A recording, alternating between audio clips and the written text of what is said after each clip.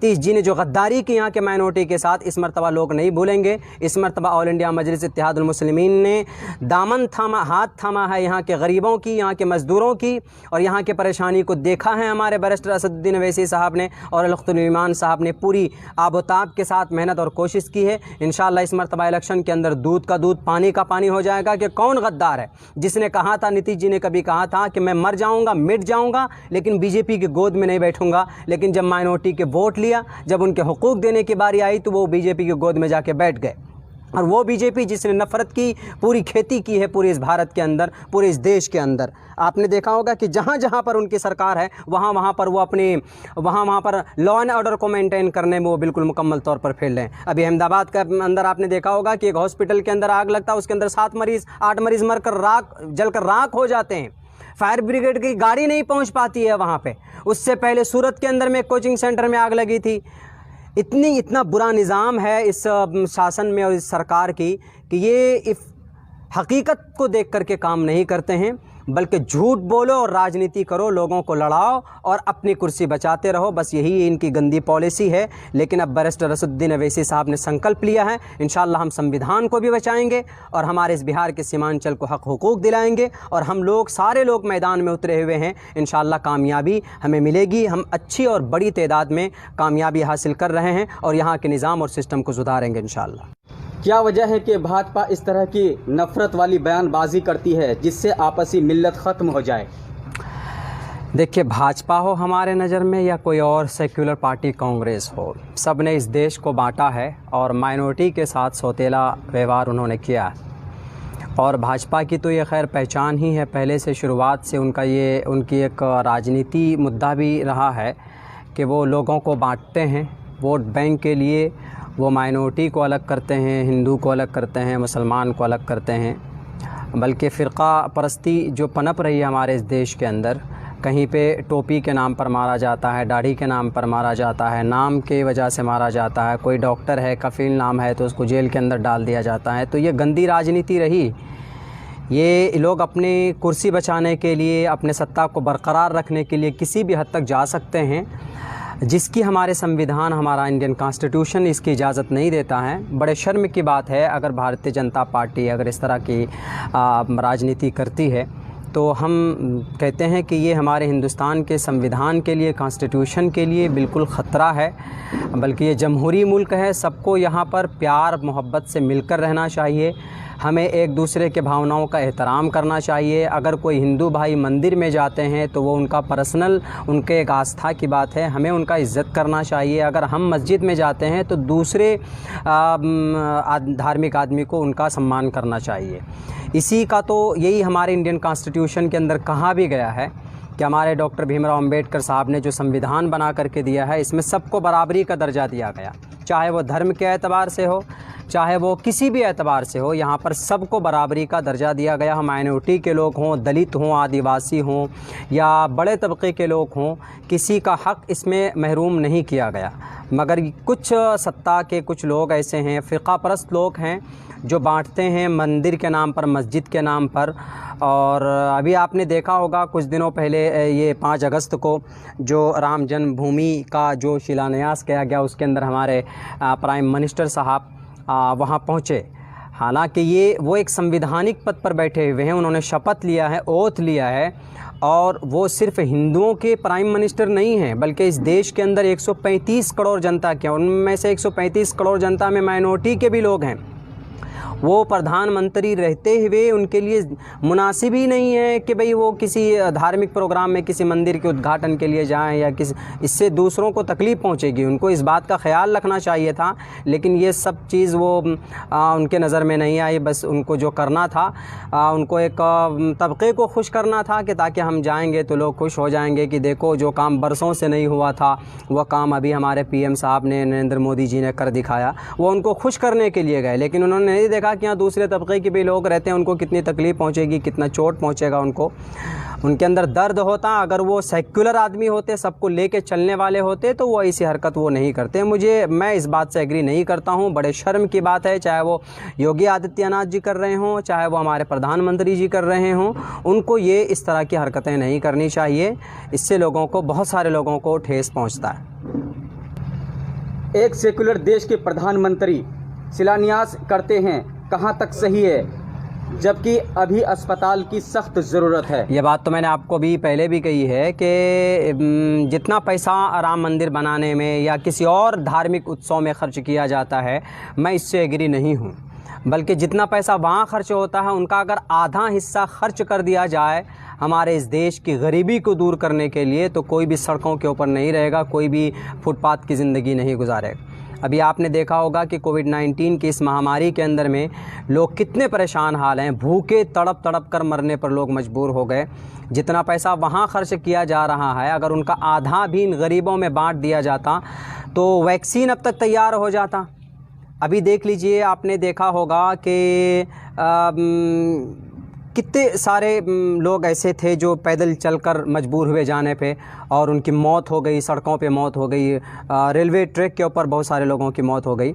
अगर seriously in सब चीज़ों को सोचेंगे तो जिन पैसों को हम धार्मिक और अपने पार्टी के प्रचार प्रसार के लिए खर्च करते हैं, अगर उन पैसों को इन जगहों पर खर्च ना करके जनता की गरीबी की दूर करने के लिए अगर हम खर्चा करें तो वो ज़्यादा फ़ायदा होगा। अभी आपने देखा था कि एक वर्चुअल रैली निकाला गया था जिसमें 70,000 LCD लगाए गए थे, यानी तकरीबन 25 लाख करोड़ से भी ज़्यादा कम से कम खर्च उसमें किया गया। अगर उन पैसों को बल्कि 41 करोड़ रुपया खर्चा किया गया, अगर उन पैसों को बचा करके प्रवासी मज़दूरों के लिए ट्रेन चला दिया जाता तो इतने लोगों की मौत नहीं होती। लेकिन बात वहीं पर आ जाती है कि जिन लोगों को कुर्सी और सत्ता की लोभ है वो गरीबी की दुख दर्द को नहीं देखते। मैं इस बात से बिल्कुल एग्री नहीं करता हूं, बल्कि प्रधानमंत्री जी से भी कहना चाहता हूं और जो सियासी पार्टियां हैं उनसे भी कहना चाहता हूं कि आप अपनी सत्ता और अपनी कुर्सी को बचाने के लिए पैसों को गलत जगह पर ना खर्च करें।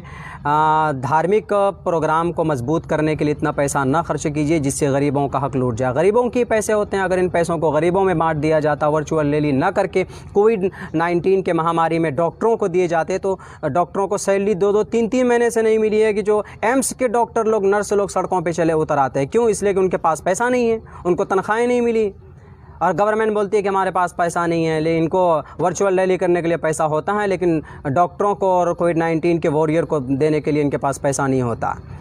झूठे हैं ये लोग, फेल हो चुके हैं। सरकार बिल्कुल निकम्मी हो चुकी है, फेल हो चुकी है, सड़कों पर आ चुकी है। इनको अपनी नीति के अंदर तब्दीली लानी चाहिए। अभी आपके बिहार का क्या स्थिति है, सीमांचल क्षेत्र का?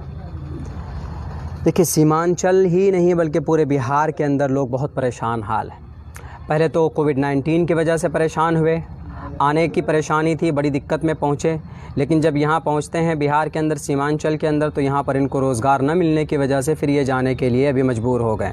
कि जो दिक्कत है, परेशानी है इन लोगों को, वो ये कि जाने का इन लोगों के पास कोई साधन भी नहीं है। और यहाँ बिहार सरकार ये है कोविड-19 को कंट्रोल करने में बिल्कुल तौर पर फेल हो चुकी है, क्योंकि इनके पास कोई चीज़ है नहीं, इनके पास पैसे नहीं है। जो भी पैसा है तो इन्होंने बचा के रखा है अपने इलेक्शन करने के लिए। अगर वाक़ईतन दर्द होता गरीबों की भूख को ये देखते और गरीबों की परेशानी को अगर ये समझते तो ये ज़रूर इनके लिए काम करते। हमारे बिहार के जो हमारे मुख्यमंत्री जी हैं नीतीश कुमार जी, वो कहीं नज़र नहीं आ रहे हैं। उनको कोरोना का इतना डर घुसा हुआ है कि वो वहीं से बैठे बैठे आदेश दे देते हैं कि लॉकडाउन कर लो। लॉकडाउन करने से कोई समस्या का हल नहीं होगा, लॉकडाउन करने से कोरोना भागेगा नहीं। बल्कि मैंने तो कई मरतबा आवाज़ उठाई है कि भाई आपको अगर कोरोना से वाक़ईतन मुकाबला करना है, कोरोना को जड़ से ख़त्म करना है, तो समाज के अंदर, कैंपस के अंदर, ये हर वार्ड के अंदर, हर पंचायत के अंदर कम से कम कोरोना का टेस्ट होना चाहिए। यहाँ टेस्ट तो दूर की बात है, यहाँ पर डिलीवरी पेशेंट सड़कों के अपने गाड़ियों के अंदर डिलीवरी पेशेंट हो जाती है, लेकिन अस्पताल जाने के लिए सड़कें नहीं हैं, सड़क टूटा हुआ है। हमारे सीमांचल के अंदर तो बहुत ही बुरा हाल हुआ। इसलिए मैं हमारे बिहार के नीतीश कुमार जी से मैं गुजारिश करता हूं कि आप अपने मुंह में पट्टी बांध कर मत बैठिए, बल्कि 10-12-13 करोड़ जनता के आप हमारे बिहार के हमारे CM हैं, आपको मैदान में आना चाहिए और आपने जो वादा किया था लोगों से वो वादा कम से कम पूरा कीजिए।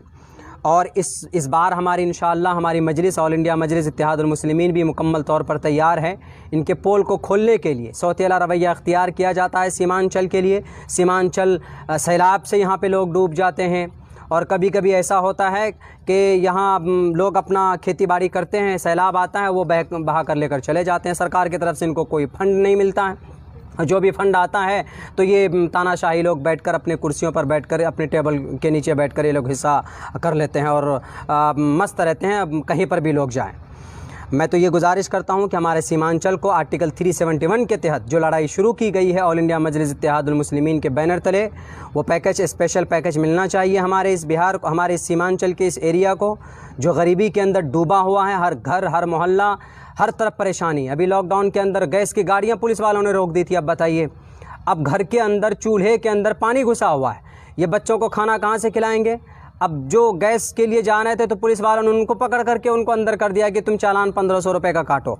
उनसे जब बात की गई कि भाई आपने गैस की गाड़ी क्यों रोकी, उन्होंने कहा कि होम डिलीवरी होगी। होम डिलीवरी के शब्द तक नहीं जानते हैं गैस वाले, और कहा कि 3 से लेकर के 5 बजे तक गैस सप्लाई की जाएगी। जब उनसे पूछा गया तो बोला 3 बजे से पहले पहले गैस ख़त्म हो जाता है।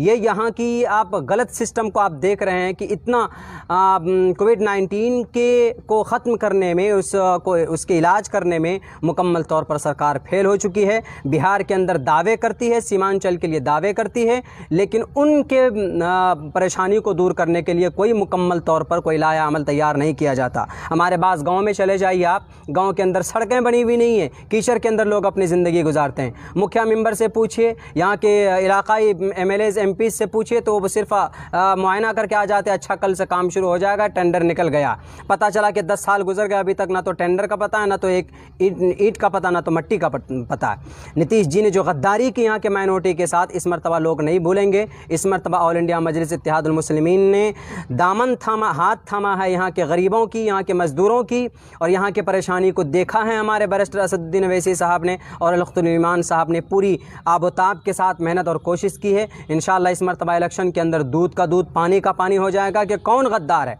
जिसने कहा था, नीतीश जी ने कभी कहा था कि मैं मर जाऊँगा, मिट जाऊँगा, लेकिन बीजेपी की गोद में नहीं बैठूँगा। लेकिन जब माइनॉरिटी के वोट लिया, जब उनके हुकूक देने की बारी आई तो वो बीजेपी की गोद में जाके बैठ गए। और वो बीजेपी जिसने नफ़रत की पूरी खेती की है पूरे इस भारत के अंदर, पूरे इस देश के अंदर। आपने देखा होगा कि जहाँ जहाँ पर उनकी सरकार है वहाँ पर वो अपने वहाँ पर लॉ एंड ऑर्डर को मेंटेन करने में वो बिल्कुल मुकम्मल तौर पर फेल हैं। अभी अहमदाबाद के अंदर आपने देखा होगा कि एक हॉस्पिटल के अंदर आग लगता है, उसके अंदर 8 मरीज़ जलकर राख हो जाते हैं। फायर ब्रिगेड की गाड़ी नहीं पहुँच पाती है वहाँ पर। उससे पहले सूरत के अंदर में एक कोचिंग सेंटर में आग लगी थी। इतना बुरा निज़ाम है इस शासन में और इस सरकार की कि ये इस हकीकत को देख करके काम नहीं करते हैं, बल्कि झूठ बोलो और राजनीति करो, लोगों को लड़ाओ और अपनी कुर्सी बचाते रहो। बस यही इनकी गंदी पॉलिसी है। लेकिन अब बैरिस्टर असदुद्दीन अवैसी साहब ने संकल्प लिया है, इंशाअल्लाह हम संविधान को भी बचाएंगे और हमारे इस बिहार के सीमांचल को हक हुकूक दिलाएंगे। और हम लोग, सारे लोग मैदान में उतरे हुए हैं। इंशाअल्लाह कामयाबी हमें मिलेगी। हम अच्छी और बड़ी तादाद में कामयाबी हासिल कर रहे हैं और यहाँ के निज़ाम और सिस्टम को सुधारेंगे इंशाअल्लाह।